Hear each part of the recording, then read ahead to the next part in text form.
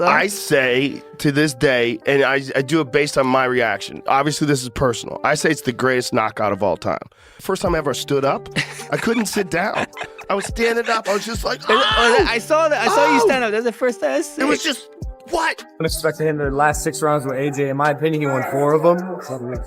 People will argue that. He at least won 3. I'm a little up, but will you take care of me forever and ever? When Anthony Joshua finally landed the big 6th round hit that ended Jake Paul's dream in their huge fight, Joe Rogan's live reaction showed just how shocking it was for the world.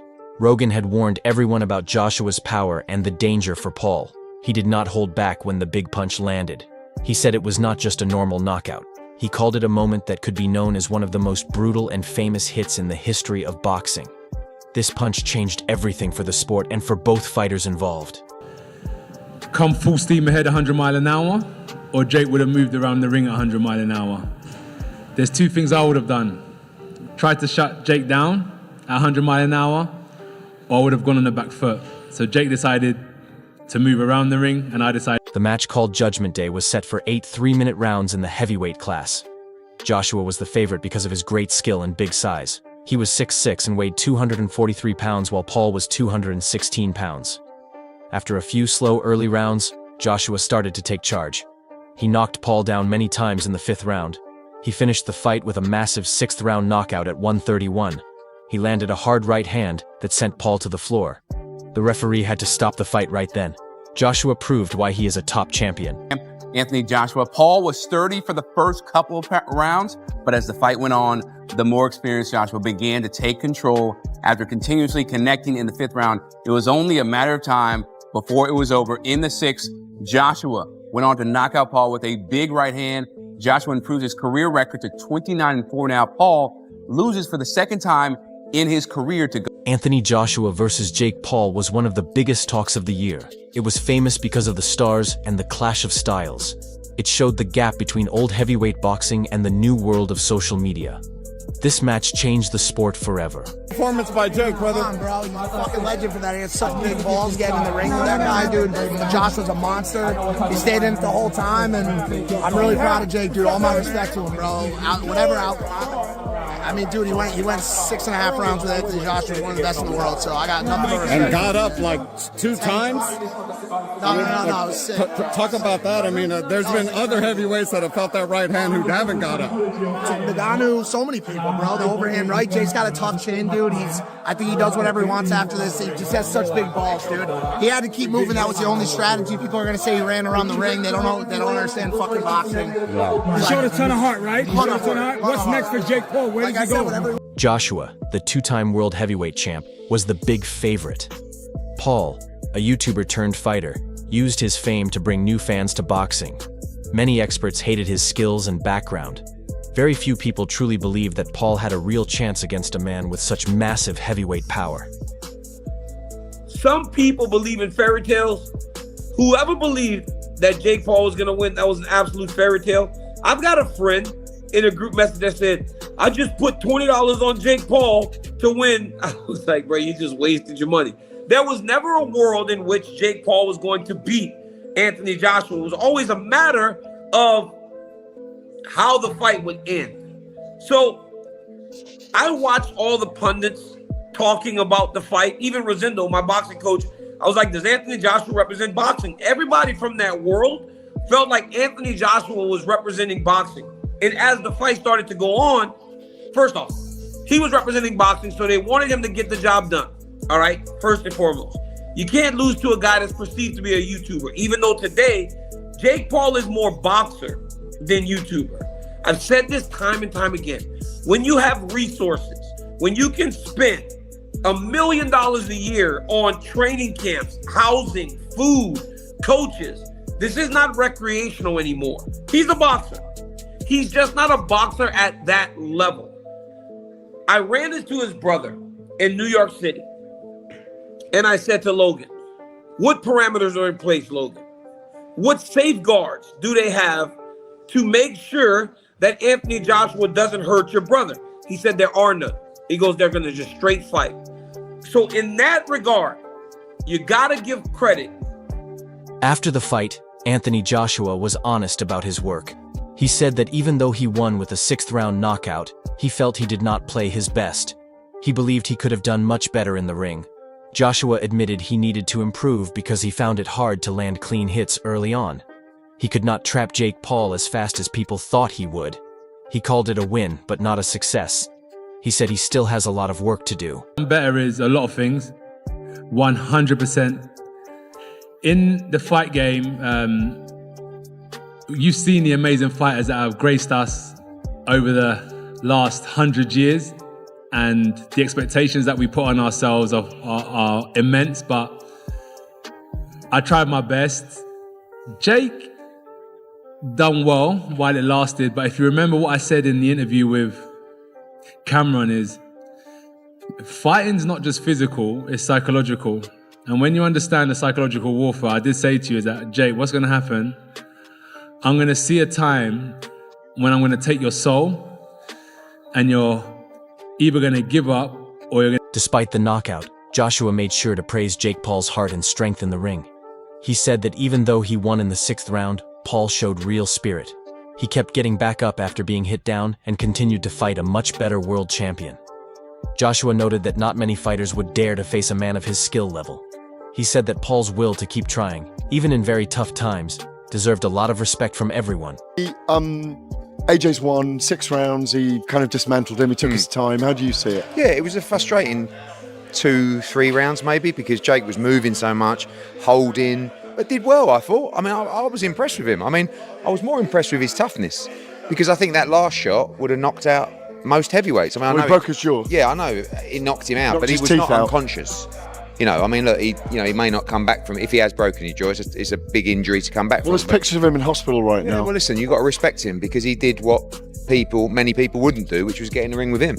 And, you know, he didn't, I know he run and hold, but he also let his hands go at times. And he was in the firing line, and, you know, we got 6 good rounds in the end of actual work. Is that how you see it in the end? Yeah, I actually think it's a positive, because, you know, we could have gone in there and got it all over with 45 seconds. He's done an 8-week camp, and now he's done 6 rounds. He's got something to go back on. Paul got a broken jaw during his 6th round knockout loss. This happened after Joshua landed a strong right hand to end the fight. Paul had blood in his mouth and said during the talk after the match that his jaw felt broken. It turned out that he was right. Logan, what's up, man? What's your reaction to it? I'm just so proud of him. My mom has it. Your brother fought his ass off, man. Yeah, I mean, other heavyweights have taken that right hand and only took 1. I'm just so proud of him. That was incredible. In my view, that was a victory on all fronts. Right.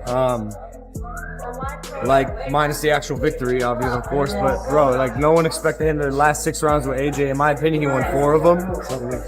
People will argue that he at least won 3. No one expected him to last that long. Rolled his ankle, broke his jaw, still fucking fighting, man. Like, that's toughness. You know, most people wouldn't have the balls ever to step in a boxing ring to bring in their life. He stepped in a boxing ring with one of the baddest men on the planet, who's 40 pounds heavier than him and 6 inches taller. That's insane. He's one of the most skilled fighters on the planet. My brother, as a fucking YouTuber, went 6 rounds with him in a fight with a broken jaw and rolled ankle. I'm so proud of him. That was just unbelievable. I saw you talking crap to AJ at one Bro, I point. was trying to get his head. I think I pissed him off. I was just saying fuck that shit. I love AJ. Yeah. But bro, I saw you going down the fight game. I was talking so much. But I just pissed him off. Then he broke my brother's jaw. Jake used his bold style with a strong post online. He shared a photo of his x-ray showing his jaw broken in 2 places. Paul wrote that his jaw was double broken and he wanted to fight Canelo in 10 days. Medical scans confirmed that his jaw had 2 fractures. This is often called a double broken jaw. He drove himself to a hospital after the fight to get help. Doctors say it will take 4 to 6 weeks to heal. Paul posted many updates on social media to confirm the breaks and to thank his fans for their great support. Nikisa, just down here, Japford from the Sun. Just to follow up on Jake, he said he broke his jaw in the aftermath. Has he gone to hospital? What's the health update on Jake? Yeah, we think he broke his jaw. He's fine. We met with Netflix afterwards. He took a shower. He drove himself to the hospital. A broken jaw is very common in sports, particularly in boxing or MMA. And I think the recovery time from the doctors and surgeons we've already talked to is 4. Nikisa Badarian praised Paul's heart and his plan for the match. He noted that Jake did very well against one of the most scary hitters in heavyweight boxing. He even thought that Paul might have won a few early rounds in the fight. However, he said that the real reason for the loss was not a lack of skill. It was the big difference in size and weight between the two men. Joshua's heavier body and strength took away Paul's energy. This allowed the champion to land the hard hits that led to the knockout. Badarian explained that Joshua's physical power played a big part in wearing Paul down. He said that Paul's work deserved respect even though he lost the big fight. That's what happened. And ultimately, Jake Paul lasted a lot longer than anyone said he was going to. And I haven't seen the official scorecards. I don't know if anyone else has, but I think he might have won a round or two or even three. He was doing tremendously well in there against a person who is vastly more skilled, vastly larger, vastly more powerful. And he did it on 4 weeks preparation. What would you like to see next for Jake? I'd like him to take a beat, relax, and then think about when he's gonna fight next. You know, we talked about June, July timeframe. He loves this sport. He loves MVP. He loves the athletes. He loves giving them platform and push. This young lady right here, the whole time when I was talking to her, I said, what do you think? She goes, Jake's gonna win. I believe in him. He can do whatever he wants to do. That's the kind of family that we're building at MVP. It's a fighter-first organization. You guys saw our weigh-in yesterday. That stuff costs a lot of money, but we want to put on the best brand for these fighters to show the world. Some fighters said Jake Paul was very tough for getting into the ring with a former champion. They liked that he lasted until the 6th round, even though he was smaller and had less experience. They said Paul showed great heart even if he lost by a knockout in the end. Eddie Hearn also spoke about Jake Paul's work, but in a more careful way. He said that while Paul was tough, everyone knew who would win the fight. Hearn said no one really thought Paul could last long against a star like Anthony Joshua. He felt that lasting 6 rounds was about being strong and not about having great boxing skills. He said that Paul's work showed the big gap between internet stars and real pro fighters. He made it clear that while staying in for many rounds was good, Joshua's power and experience were the main reasons he won the fight. I mean, you got it done. First 2 or 3 rounds, a little bit frustrating because you've been out of the ring for a year and a half and you've got a guy that's just running around the ring and, you know, you can say you've got to cut him off, but when they're moving at that kind of speed and they're holding up close, but his clinching was quite good, Jake. Like, yeah, listen, you know, I'm not saying he's going to go and win a world title, but he just fought Anthony Joshua and went 5 and a bit rounds. So, you know, respect to him, and it was good to get some rounds in, to be honest with you. He's got a new team. If it would have gone 45 seconds, maybe people would have been more impressed, but we wouldn't really have got any ring time. So we've got that, and now it's a case of when we're at next. You described Jake as average a few years ago. What's your assessment of him now? Decent. If you listen to what I said in the build-up, I said he used to be average, now I think he's decent. And the same. I think he's like a top 50 cruiserweight in the world. Top 50, top 60 cruiserweight in the world. So, yeah, and look, you know, like I said, I hope he's okay. 4-0. 4-0 to Matchroom over MVP. But we're friends now, so respect to him. Any message for Fury? Fury, listen, we'll see you this. After the fight, Ryan Garcia spoke on social media with a very bold and sharp reaction that people noticed. Garcia tweeted that while he liked Paul's hard work, he also made a big comparison with Gervonta Davis. In his post, Garcia wrote that he thinks Davis would have done even more damage to Jake. He suggested that Davis would have hit Paul harder or ended the match even faster than Joshua did. Many experts agree with Garcia and believe this was not top-level boxing. Even now, people are still complaining about the match. Some observers say that the fight between Anthony Joshua and Jake Paul should never have taken place at all.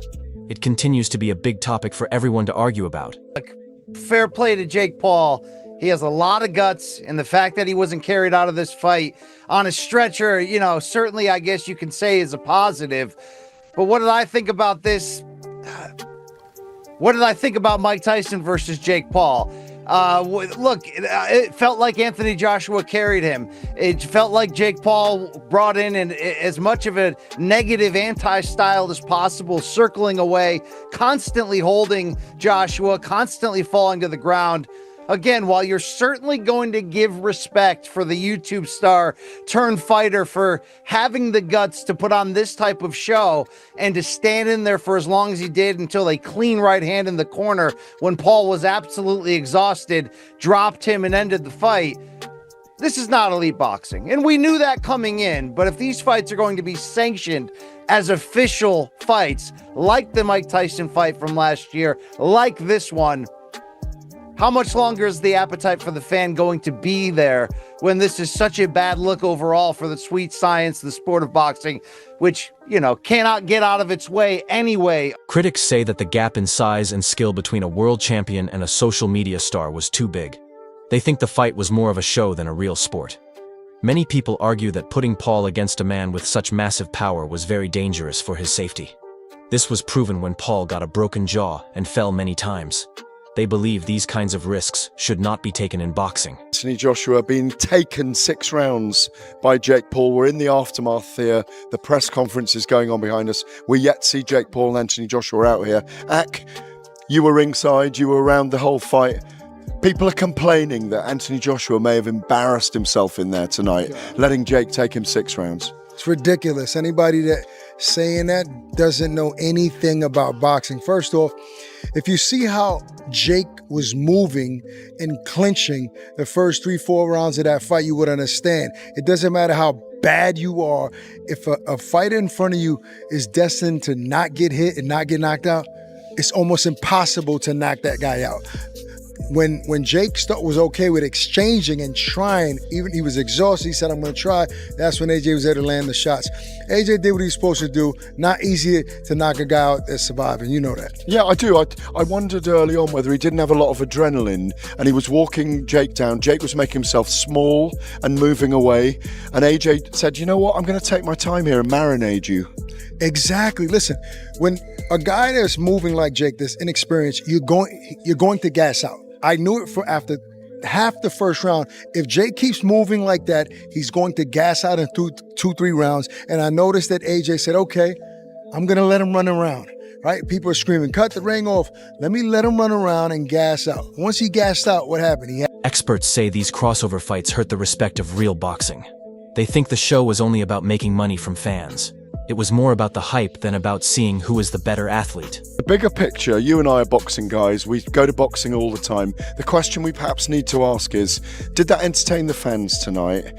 Should we be seeing that again? Is that it now? We've seen that novelty. Should a fight like that between an Olympic champion, a heavyweight world champion, against a relative novice, should that be sanctioned and licensed by a commission? It was a one-off. Jake's a one-off, but we shouldn't be seeing a lot of these events, in my view. Never again. We should never have that gap of experience, the mismatch, skill set should never happen again. I mean, to your point, Jake is an anomaly, right? Like, we can let him get that off. He tried it, and he even landed a couple of shots, but you saw at first, as soon as he landed the first right hand, even he saw, I can't hurt this guy. I'm not going to. It was a pebble hitting a tank, is how I've described it. Great description. So I think it's in some sense, we needed to have this in order for it not to happen again. To get it out of our system. Right. In order for it not to happen again. And look, let's not ignore that there were other fighters on the card who were watched, who were seen from places all around the world. So it served its purpose, and kudos to Netflix for allowing it to happen. Yeah, Baumgardner was very good. Alicia Baumgardner defending her belts. Caroline Dubois was very good. She signaled herself to the American market, as you mentioned. So at least they benefit from it as well tonight, which will continue to happen with MVP and Netflix. And that's what Jake and Nikisa, that's their agenda, right? Of course, it's Jake, but Jake has all of that in mind. Who can I showcase on this event? He did it for Amanda Serrano. She's made millions. He's starting to look, Dubois, she looked great. I want to see her again. Me personally, I became a fan of her. What do you think? Was this a real test of skill or just a show that should not have happened? Tell us your thoughts in the comments down below. We want to hear you.